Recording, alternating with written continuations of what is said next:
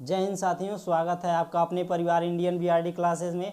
और उम्मीद करता हूं कि आप सभी लोग अच्छे होंगे। मैं शशिकांत और आज आपके सामने प्रेजेंट करूंगा क्षेत्रमिति यानी कि मेंसुरेशन का चौथा लेक्चर, जो कि हर एक एग्जाम के लिए काफ़ी महत्वपूर्ण होगा।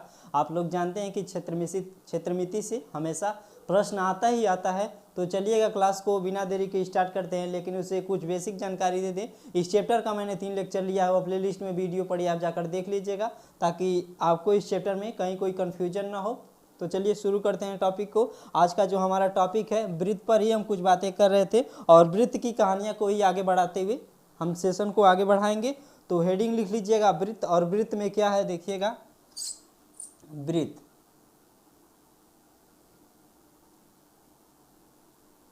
इस प्रकार से हमारा वृत्त होता है। आप सभी लोग देखे होंगे पिछला लेक्चर, तो सभी चीज़ें आपको मालूम होंगी। यह रेडियस होता है, यह डायमीटर होता है, पूरा डायमीटर, आधा रेडियस होता है। यदि मैं पूछ दूं इसी वृत्त को, मान लीजिए एक छोटा सा खंड ले लेते हैं, तो इसको क्या बोलते हैं? त्रिज्य खंड। त्रिज्य खंड बोलते हैं इसको, त्रिज्य खंड। अगर मान लीजिए इसके बीच में थीटा डिग्री का कोण बन रहा है, इसके बीच में थीटा डिग्री का कोण बन रहा है, तो इसका एरिया पूछूं तो इसका एरिया कैसे निकालेंगे? आप लोग देखिएगा, एरिया का फार्मूला क्या हो जाएगा? Pi R square 360 degree into theta के हमारा एरिया हो जाएगा। पिछले लेक्चर में भी मैंने बात किया था, इसको बताया था, नोट करिएगा। इसी पर आधारित एक प्रश्न है।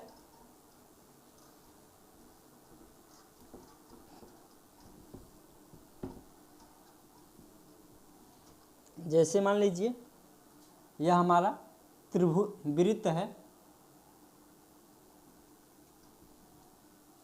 और वृत्त में मैंने एक छोटा सा खंड लिया है जिसे त्रिज्य खंड बोलेंगे, और यहाँ से एक जीवा हम इस पर मिला देते हैं, तो यह हमारा एक त्रिभुज बन रहा है। और पूरा देखें तो यह हमारा एक त्रिज्य खंड बनेगा। सेंटर ओ है और इस आर रेडियस का, यह दोनों रेडियस हैं।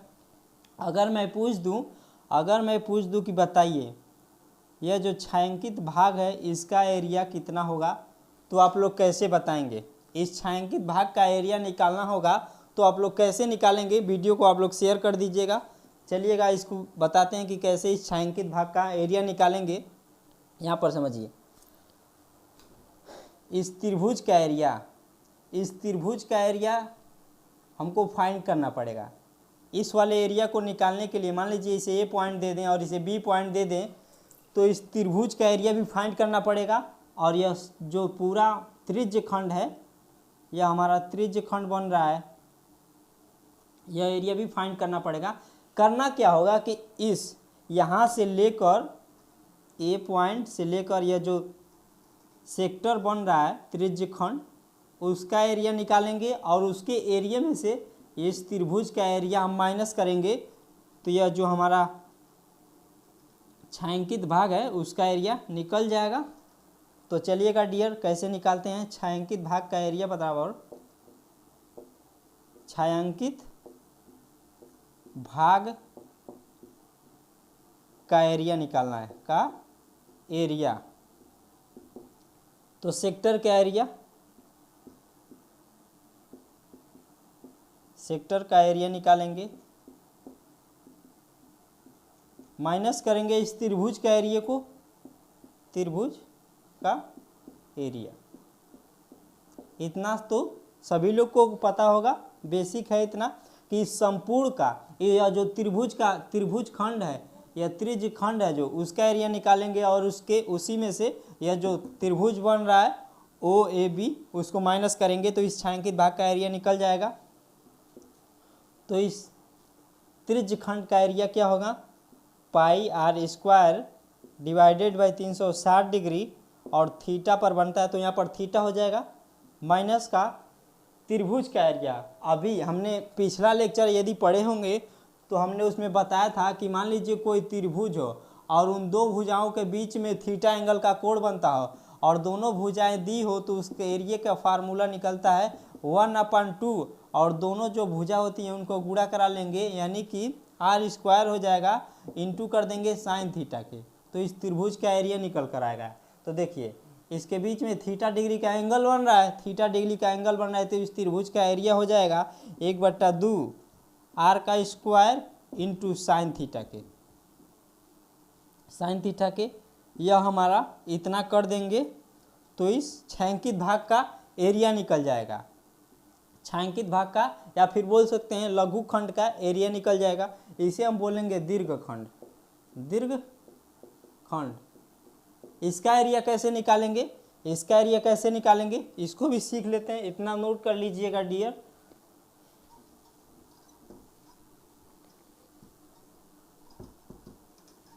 दीर्घखंड का एरिया आप लोग कैसे निकालेंगे उसको भी सीख लेते हैं। देखिए इस दीर्घखंड का, यानी कि केवल जो व्हाइट वाला पोर्शन दिख रहा है, यानी कि इसका यहाँ से लेकर को, यहाँ से लेकर के इसका हमको एरिया निकालना है ऊपर वाले का। देखिए संपूर्ण वृत्त का एरिया, यानी कि दीर्घखंड का एरिया बराबर दीर्घखंड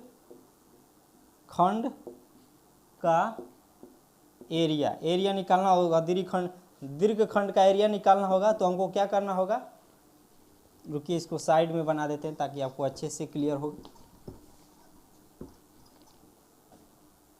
मान लीजिए यह हमारा त्रिभुज है, वृत्त है, इसका मैंने एक लघु खंड काटा है, इसे बोलेंगे त्रिज्यखंड। ओ ए बी, इसका हमको एरिया निकालना है। तो करेंगे क्या, संपूर्ण वृत्त का एरिया, दीर्घखंड का एरिया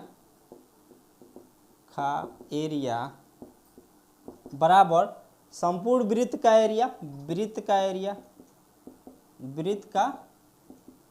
एरिया, पूरे वृत्त के एरिया में से इस त्रिज्यखंड का एरिया माइनस कर देंगे, तो यह जो हमारा दीर्घखंड बचेगा उसका एरिया निकल जाएगा माइनस का त्रिज्यखंड का एरिया, त्रिज्यखंड का एरिया हो जाएगा। संपूर्ण वृत्त का एरिया यानी कि 360 डिग्री का एंगल घूम रहा है, तो 360 डिग्री पर एरिया कितना होता है, पाई आर स्क्वायर के, पाई आर स्क्वायर माइनस करेंगे इस त्रिज्यखंड का, मान लीजिए इसके बीच में थीटा डिग्री का एंगल बनता है, तो एरिया क्या हो जाएगा, pi R square divided by 360 degree into theta के, इतना हो जाएगा। नोट कर लीजिएगा डियर, और वीडियो को आप लोग शेयर और लाइक जरूर करिएगा। अब बात करते हैं रिंग पर, यानी कि वलय क्या होता है, वलय का एरिया कैसे फाइंड करते हैं। रिंग लिखिएगा, हेडिंग रिंग, यानी कि वलय। जैसे मान लीजिए यहाँ पर एक वृत्त है छोटा सा, रिंग कैसे बनता है, कुछ इस प्रकार से होता है।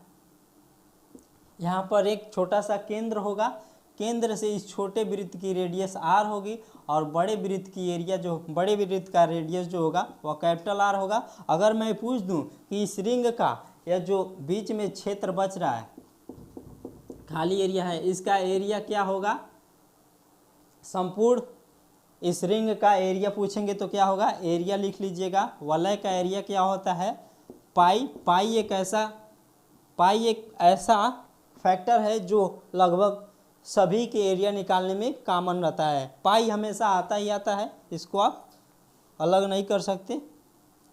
अब देखिएगा कैपिटल आर का स्क्वायर माइनस करेंगे पाई स्मॉल आर का स्क्वायर, यानी कि पाई एक कोष्ठक में आर का स्क्वायर माइनस स्मॉल आर का स्क्वायर, यह हमारा एरिया निकल कर आ जाएगा इस वलय का। नोट कर लीजिएगा डियर, यहाँ से फैक्चुअल क्वेश्चन आते हैं, डायरेक्ट आपको दोनों रेडियस का मान दिया होगा और रिंग का एरिया पूछ लेगा। यदि फार्मूला मालूम है तो 1 मिनट में आप आंसर उड़ा ला सकते हैं।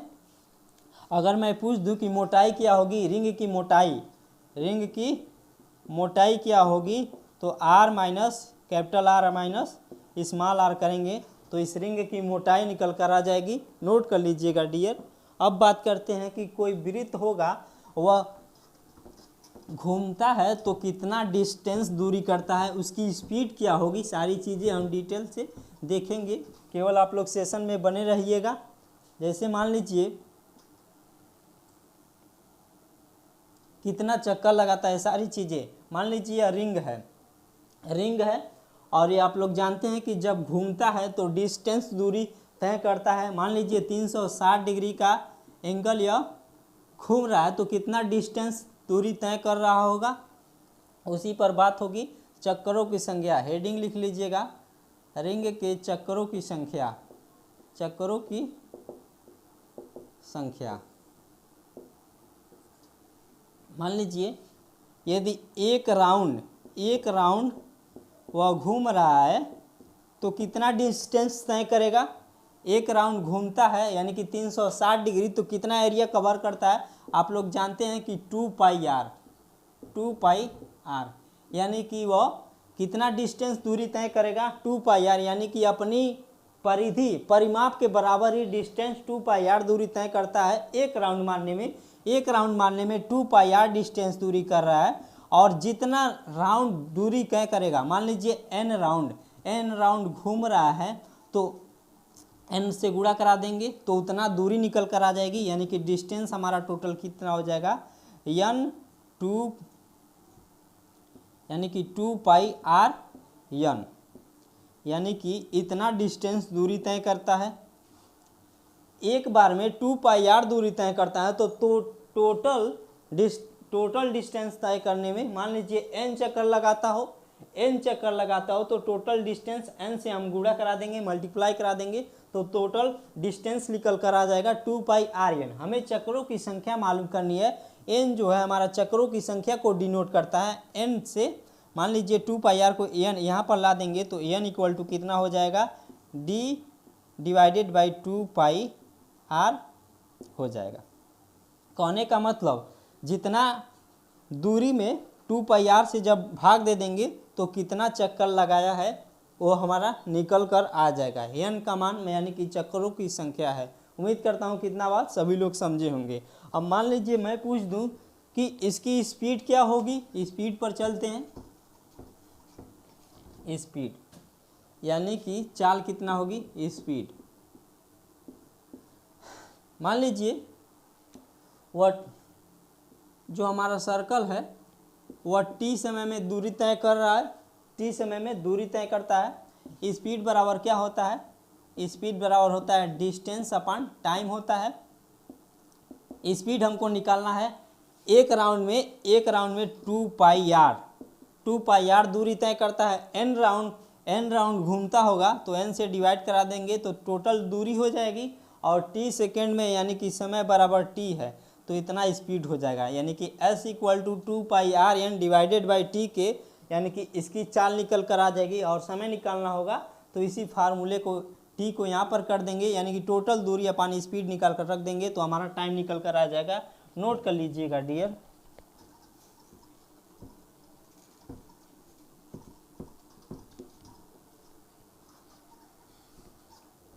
अब अगला टॉपिक हमारा क्या है, अगला टॉपिक देखिएगा, यह काफ़ी इम्पोर्टेंट होने वाला है। अक्सर एग्जाम में हमेशा आता ही आता है। और देखिएगा बहुत खूबसूरत टॉपिक है। मान लीजिए मैंने एक वर्ग लिया और इस वर्ग में बड़ा सा बना दे रहे हैं ताकि आपको अच्छे से दिखे। सारी मेहनत मैं आपके लिए कर रहा हूँ। जैसे मान लीजिए मैंने एक बड़ा सा वर्ग बनाया, यह हमारा वर्ग हो गया। इस वर्ग में 4 वृत्त मैंने बना दिया।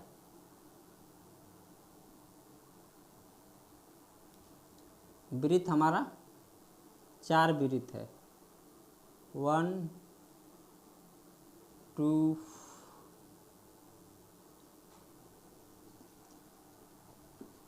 साइज ज़्यादा बड़ा हो जा रहा है।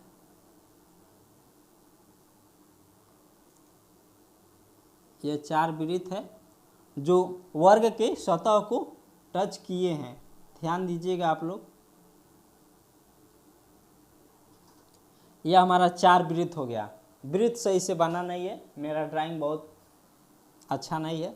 अगर मैं पूछ दूं कि बताइए यह जो स्पेस बच रहा है उसका एरिया क्या होगा, यानी कि जो खाली जगह बच रहा है, अगर मैं पूछ दूं कि उसका एरिया, उसका क्षेत्रफल निकालना निकालने के लिए बोल दूँ तो उसको कैसे निकालेंगे। और बता दें कि डियर यहाँ से हमेशा प्रश्न आते हैं, इसको आप छोड़िएगा मत, ध्यान से समझिएगा, काफ़ी आसान है। यदि इस जो खाली स्थान बच रहा है उसका एरिया निकालने के लिए कहेंगे तो कैसे निकालेंगे, समझिए। पहले आपको निकालना होगा वर्ग का एरिया, इस संपूर्ण वर्ग का क्षेत्रफल निकालेंगे और उसके क्षेत्रफल में से ये जो चारों वृत्त है इसका एरिया माइनस करेंगे तो जो खाली स्थान है उसका एरिया निकल कर आपके सामने आ जाएगा। तो देखिए खाली स्थान का एरिया यानी कि खाली स्थान का एरिया, खाली स्थान का एरिया बराबर वर्ग का एरिया, वर्ग का एरिया, वर्ग का एरिया माइनस 4 वृत्त का एरिया, वृत्त का एरिया, 4 वृत्त का एरिया हो जाएगा। अगर मान लीजिए इस वृत्त का एक भुजा मान लीजिए ए हो, एक भुजा ए हो, यानी कि सभी भुजाएं ए हो जाएगी। अगर रेडियस, इस वृत्त की रेडियस आर हो, इस वृत्त की रेडियस आर हो और इस वृत्त की भी रेडियस आर हो तो क्या होगा, यह भी हमारा आर होगा, यह भी हमारा आर ही होगा, यह भी हमारा आर ही होगा, यानी कि यह भी आर, यहाँ से देखेंगे यह भी आर, यह भी आर हो जाएगा, यह भी आर, और यहाँ से यह भी आर, यह भी आर। अगर मान लीजिए इस रेखा को मैं यहाँ पर कर दूँ और इस रेखा को मैं यहाँ पर कर दूँ तो देख रहे हैं कि यह एक आर, यह भी आर होगा, यह भी आर होगा और यह भी आर, यानी कि 2r एक वृत्त का डायमीटर है और 2r एक वृत्त का डायमीटर है, यानी कि 4r मिलकर एक a का बराबर हो रहे हैं, यानी कि a बराबर 4r हो जाएगा, a बराबर 4r हो जाएगा। देखिए यह r, यह यार इस वृत्त का रेडियस होंगे और दोनों इसका डायमीटर और इसका डायमीटर मिलाकर इस a के बराबर होंगे। कहने का मतलब 1r 2r 3r 4r, 4r मिलाकर इस वर्ग के भुजा के बराबर होंगे, तो यह भी रिलेशन सही है। अब देखिए वर्ग का एरिया चाहिए हमको, यानी कि भुजा स्क्वायर होता है तो a का स्क्वायर हो जाएगा और 4 वृत्त का क्षेत्रफल यानी कि 4 और वृत्त का एरिया जानते हैं कि पाई आर स्क्वायर, यह हमारा हो जाएगा खाली जगह का क्षेत्रफल। लेकिन मान लीजिए यहाँ पर a दिया है और यहाँ भी r दिया है, अगर a के टर्म में पूछेगा तो आपको कैसे देना है, तो यहाँ से देखिए a के टर्म में हमको चाहिए तो r के जगह हमें a रखना पड़ेगा, यानी कि r बराबर यहाँ से पक्षांतर करेंगे नीचे भेजेंगे तो a/4 होगा, a/4 हो जाएगा। तो देखिए a square minus 4 pi r के जगह पर a/4 रखेंगे तो a स्क्वायर डिवाइडेड बाई 4 का स्क्वायर करेंगे तो 16 हो जाएगा। फिर इसको यहाँ पर सॉल्व कर लेते हैं, a स्क्वायर माइनस 4, 4 से 16 कट जाएगा, यानी कि पाई a स्क्वायर डिवाइडेड बाई 4 के, या फिर यह हमारा a है, a कॉमन ले लेंगे तो बचेगा कितना 1 माइनस पाई/4, इतना भी हो सकता है। यानी कहने का मतलब a square minus 4 pi R square के भी एरिया हो जाएगा खाली स्थान का क्षेत्रफल, और a के टर्म में पूछेगा तो a स्क्वायर 1 माइनस पाई/4 आपका राइट आंसर हो जाएगा। उम्मीद करता हूँ कि इतना बात सभी को क्लियर होगा, नोट कर लीजिएगा।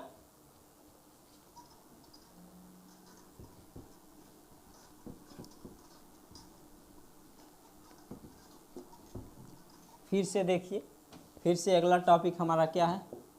मान लीजिए मैंने एक वर्ग ले लिया, वर्ग ले लिया, यहाँ से एक वृत्त का कोई खंड है, एक खंड है, मान लीजिए इस वर्ग का एरिया मैंने रख दिया 7, या फिर ए मान लीजिए, और मैं इस खाली स्थान का एरिया पूछूं तो कैसे आप निकालेंगे, कैसे निकालेंगे। यह हमारा एक वर्ग है, तो देखिए खाली स्थान का एरिया क्या होगा, खाली स्थान का एरिया बराबर वर्ग का एरिया, वर्ग का एरिया, एरिया माइनस का करेंगे यह जो वृत्त का एरिया, वृत्त का एरिया घटा देंगे तो यह वाला एरिया हमारा निकल कर आ जाएगा। वृत्त का एरिया, एरिया। लेकिन यहाँ पर ध्यान दीजिए, यहाँ पर मान लीजिए 90 डिग्री का एंगल बन रहा है तो यह वृत्त का एक ही खंड है, वृत्त का एक ही खंड है और टोटल वृत्त का एरिया होता है पाई आर स्क्वायर। लेकिन हमको एक खंड है तो यहाँ पर 4 से भाग देना पड़ेगा तभी एक खंड आएगा। वृत्त का एक खंड है तो इसलिए हमने 4 से डिवाइड किया, यानी कि 1/4 भाग है तो हमने 4 से डिवाइड कर दिया। खाली स्थान का यानी कि इसका एरिया निकालना है तो वर्ग का एरिया हो जाएगा ए स्क्वायर, यहाँ पर 9 नहीं है, ए है, ए स्क्वायर माइनस वृत्त का एरिया पाई आर स्क्वायर होगा डिवाइडेड बाई 4 के, यह हमारा हो जाएगा। नोट कर लीजिएगा डियर, यह हमारा इतना आंसर हो जाएगा। अगला टॉपिक हमारा क्या है, अगला टॉपिक देख लीजिए।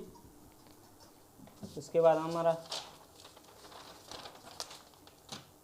जैसे मान लीजिए अगला टॉपिक, जैसे मान लीजिए 4 वृत्त है, 4 वृत्त हैं, एक वृत्त, यह हमारा दूसरा वृत्त है, यह हमारा तीसरा वृत्त है और यह हमारा चौथा वृत्त है। चौथा वृत्त है,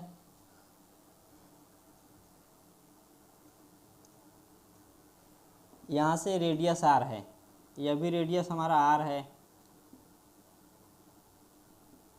यह रेडियस भी आर है, यह रेडियस भी आर है, यहाँ से भी इसका भी रेडियस आर है, इसका भी रेडियस आर ही है, इसका भी रेडियस आर है और इसका भी रेडियस आर है, इसका भी रेडियस आर है। अगर मैं पूछ दूं कि इस खाली जगह का आप लोग एरिया बताइए, इस खाली जगह का एरिया बताइए, तो आप लोग कैसे निकालेंगे।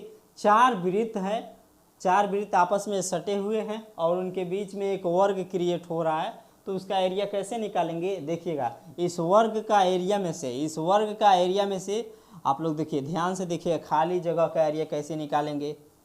खाली जगह का एरिया, एरिया करेंगे तो कितना होगा, खाली जगह का एरिया निकालेंगे तो इस वर्ग के एरिया में से वर्ग का एरिया माइनस करेंगे।